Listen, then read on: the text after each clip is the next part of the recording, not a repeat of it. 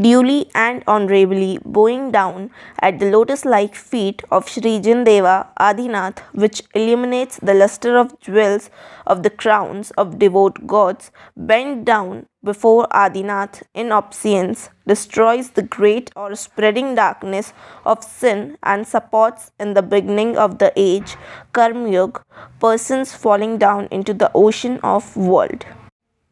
This is indeed strange that I bent on illusing the first Jinendra, who praised and worshipped by the rich and high Stotras, magnetizing the hearts of the persons of the threefold world, composed by the lords of gods who are proficient in talent developed by the knowledge of the true and essential principles of the supreme Dwadashangi.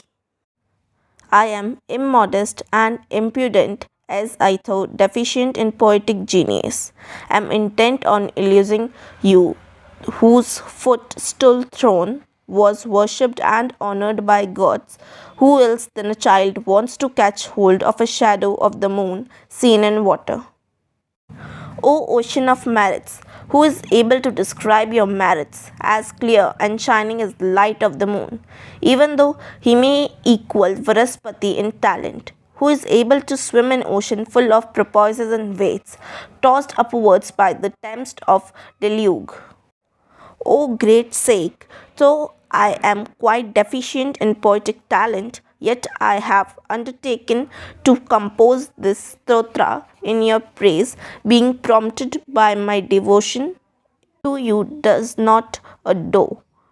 Being encouraged by love for her fawn, run at the loin to deliver her young one, form the lion's clutches without thinking of her own power. My devotion to you only perforce causes me to compose this eulogy, me who is conversant with only scanty knowledge and consequently an object of ridicule in the eyes of those who are well versed with and proficient in the sacred science, for a collection of mango sprouts is instrumental in making the cucosco in the spring season. As the rays of the sun quickly and easily disperse the total darkness of night, which, being as dark and black as bees, pervaded throughout the whole world. Similarly, the continuous sins and crimes of all the living beings, which reference to this worldly succession, are easily destroyed by your praise. Having believed your this eulogy as a means of destroying all sins, thus I, though possessed of only scanty genius, being this composition, this being favored by you, will captivate the hearts of good ones. Indeed, the drops of water, being in contact with the leaves of lotuses, bear resemblance to the luster of pearls. Although the sun be away, the rays are strong enough to bloom sun lotuses in the pond. Similarly, not to take of your faultless praise the account of your doings only will prove destructive to the evils of the living beings.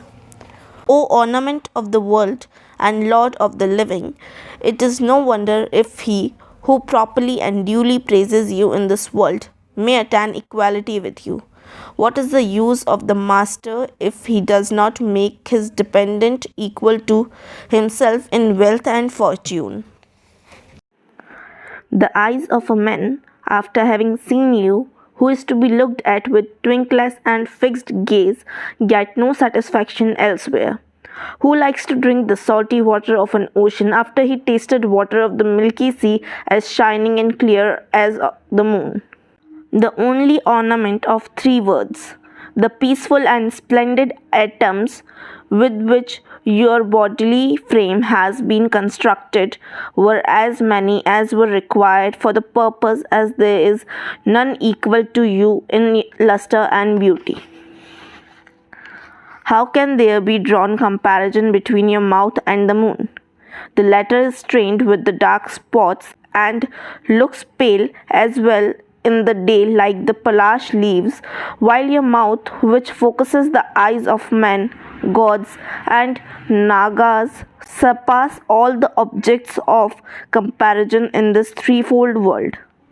O Lord of the three worlds, your merits as shining and wits as the silvery rays of the full moon extend over all the three worlds. For who can prevent them from moving in the world at will, being supported by the singular and matchless like you? It is no wonder if the celestial nymphs could not rouse even in the least the carnal passions in your heart. Can the peak of Sumeru mountain be possibly moved by the tempest of deluge which had already shaken the other mountains? O Lord, in this world you are the illumining light of rare singularity, which, giving light to the whole sphere, has no smoke, wick, and supply of oil in it. It is also unaffected by the wind which had shaken the other mountains. As you neither set nor you are affected by Rahu, and nor your brilliance is even hidden by the thick and dense clouds, and as you simultaneously enlighten the whole sphere, you are, O best of the sage, superior in preeminence to the sun. O God, your lotus-like mouth of immense luster, which always remains risen, has destroyed the great darkness of delusion. Do not enter the mouth of Rahu, that is unaffected by Rahu, is not hidden by clouds, and gives light to the whole world, shines like the singular and peerless moon. The darkness being destroyed by your moon-like face, the moon is useless by the night and the sun by the day. Similarly, what is the use of clouds? Hanging down by the weight of water, the ripeness of rice fields in the country. The other gods, such as Hari and Har, possesses no such supreme knowledge as you have in you, with its all-illumining quality. For the rare luster which shines in the glittering jewels with its full splendor cannot be reflected in equal degree by the glass pieces, even abounding in the ray of light. It is better that I have seen Hari and Har first, as by doing so my heart finds its satisfaction on seeing you. What good is it to look at you first, because after seeing you, no other god can captive my heart, even in the life to come. Hundreds women give birth to sons by hundreds, but no woman can give birth to a son like you. For all the 8 directions may hold stars, but it is the east only that can produce the sun, profusely abounding in illumining rays. O best of the sages, the saints look upon you as the supreme soul, the sun for destroying darkness, and the one free from impurities. They overcome death after having duly obtained you, and hence there is no other course of salvation more auspicious than you. The sages regard you as the imperishable stores of superhuman qualities, incomprehensible, innumerable, the first and principal Tirthankar, the supreme and highest soul, Lord of gods infinite, the destroyer of Cupid, the chief among yogis, conversant with yoga, mutual abstraction, many with reference to your attributes and properties, one as regards to substance, endowed with supreme knowledge, and one free from impurities. You are good Buddha, as the other gods and leaned persons, Gandhar, have worshipped and praised your knowledge, being the source of the prosperity of all living beings. You are the only God Shiv, O resolute on, as you laid down rules, serving as a guide to road of salvation. You are the creator, and what more, O God? You being the best among the persons are the only Naren. O Lord, woe to you, who are the destroyers of the pains and sufferings of this threefold world. Woe to you, the pure and genuine ornament on the face of the earth. Woe to you, the paramount Lord of this creation, and O Jina, woe to you, the Desi of the ocean of the worldly existence. O best among the sages, it is no strange if all of the merits have taken shelter in you in densely clustered numbers, and if the false, being puffed up with pride at having obtained the patronage of other gods, did not cast a glance at you even in dream. While sitting under the tall Ashoka tree, your white body giving out rays of light appears like the rise of the sun, which, being in close proximity of the clouds and dispelling the great expanse of dark, shines with brilliant rays of immense radiance. The gold-like brilliant body of yours, while seated on the throne, diversified by the gleaming rays of jewels, resemble the sun whose canopy like radiant rays in the sky shine on the high peak of the eastern mountain. Your body shining as bright as gold and being greatly beautiful by the waving of white chovis looks like the lofty peak of golden Sumeru mountain, where the stream of water as white and clear as the rising moon flows down in great torrents. Your moon-like silvery threefold umbrella, which being raised high and greatly beautified by a great number of pearls, heaps of heat of the sun rays, is like an indicative evidence of your paramount supremacy over three worlds. Filling all quarters with deep and loud sound, the noise of drums, which is clever in offering good fortune and happiness of good society, makes generally and publicly known your fame, and speaking aloud, the shouts of victory of Jain goes over in the sky. The shower of flowers of the trees, such as Mandar, Sundar, Nameru, Suprajat, and Santanak, falling down from the sky with the gentle wind, laden with the auspicious drops of scented water, is as it were the continuous flow of your divine and excellent words.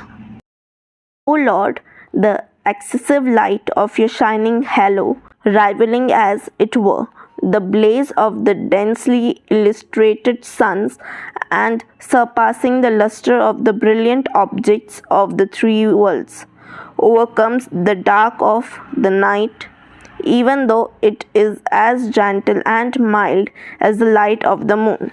Your singular speech, which is indispensable in seeking out the paths to the heaven and salvation, proficient is expounding the philosophy and principles of the right faith, and coupled with the clear and exhaustive meaning, is rife with the distinctive features of its comprehensive faculty. O Jinendra, gods arrange lotuses at wherever you set your feet, which, being beautified by the rays of light reflected from the sparkling nails, possesses the luster of a large number of recently blown lotuses of gold. Thus, no other gods can aspire to resemble you in superhuman excellence, which is the distinctive characteristic of your instructive style of expounding tattvas.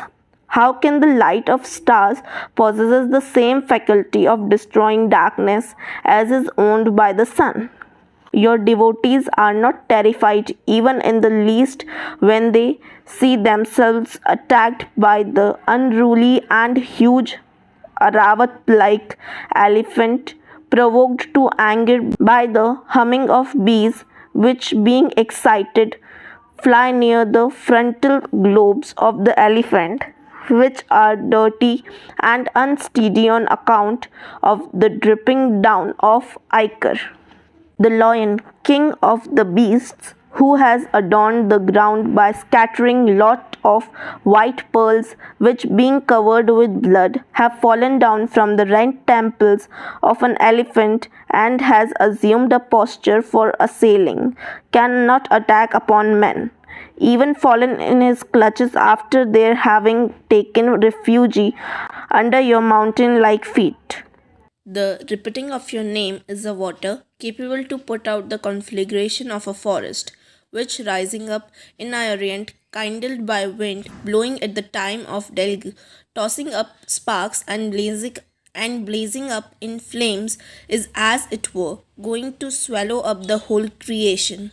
A man possessing at his heart Nagdamni of your name fearlessly treads on a serpent who, being mad with fury and having red eyes, has raised up its hood to bite with, and whose neck is as black as that of a cuckoo. As the sun at the dawn is able to disperse the dark, similarly your name is powerful enough to soon disperse the army of the great kings in a battle, resounding with the noise of the galloping horses and roaring elephant. In a battle, the fierceness of which was enhanced by the cries of soldiers being drifted away by and eager to cross over the blood currents of elephants, rent by points of lances the persons by resorting to the forest of your lotuses like feet, attain victory over invincible opponents. Persons in the ships balancing on the rising waves in ocean, agitated by the terrible on crocodiles, porpoises, and waits, as well as by submarine fire, sail to the shore without any fear by repeating your name. Persons bent down under the weight of the horribly risen dropsy, being in pitiable plight, and with lost hopes of life, attain equality with the cupid in beauty by applying to their bodies the nectar of pollen of your lotus-like feet. Persons constantly in irons from top to toe, and with their thighs scratched over with the edges of the fast bound strong chain, instantly get themselves off the fear of confinement by resorting to the charm of your name. Of a wise man who recites this eulogy of yours, the fear arising from these 8 sources, such as intoxicated elephant, lion, fire, serpent, battle, ocean, dropsy, and bonds, suddenly dies away, as it were, being frightened. In this world, the goddess of prosperity is compelled to approach the respectable person who constantly put on round his neck the garland of merits produced in this eulogic form by me in devotion to you, and composed of various pretty flowers of literary beauty.